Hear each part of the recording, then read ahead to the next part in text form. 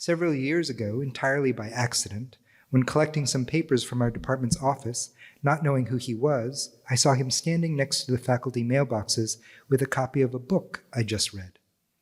I was younger and new to the place and excitable, and so I started up a brief conversation about the book.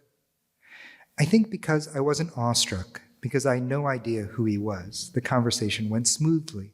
And a few days afterward, we continued the conversation, which was rather pleasant, and soon after we more or less became friends. We had some important interests in common, but these were not quite overlapping enough that there was any real sense of competition between us. In a few other ways, we two were a good match.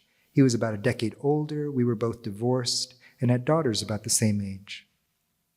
After that first meeting, I Googled him and realized who he was and that he was famous. Academic famous, not TV famous, but still. I was embarrassed that I hadn't known who he was or anything even about his work, but I also was emboldened by my ignorance. It gave the situation a kind of ease, which somehow, especially at the beginning, was necessary and also gave it momentum.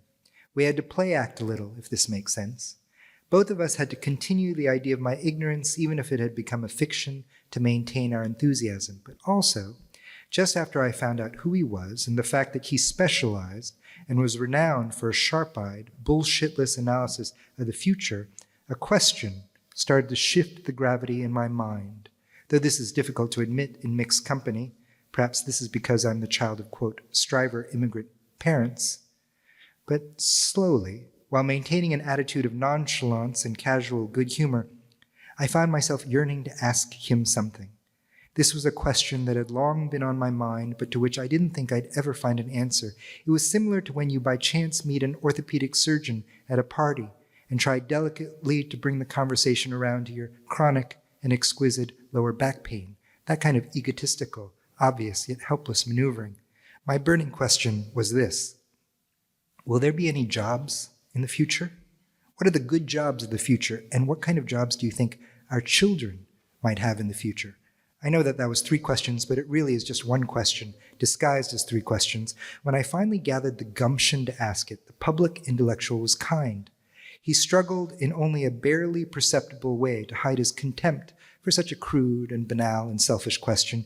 In addition, he was, as it should be said, quite practiced, as would become evident, in answering such questions, and so had made a career of answering them as warm-up or filler to, or most often as comedic relief from, the more refined, profound questions that he intensely wrestled with during his more solitary hours.